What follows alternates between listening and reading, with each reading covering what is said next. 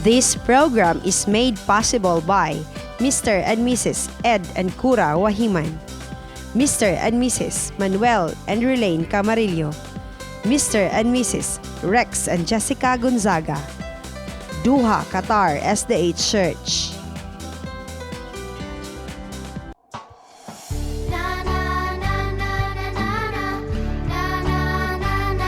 Morning, kids. Welcome to Kids Station.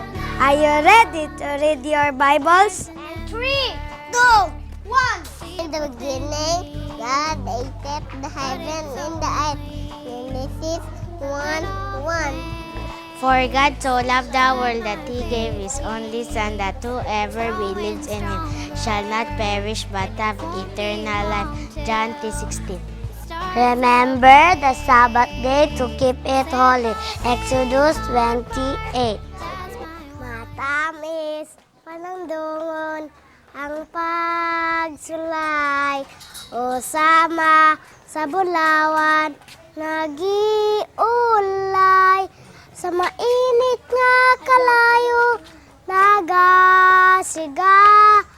Ulayon, putliun, sama kaniya.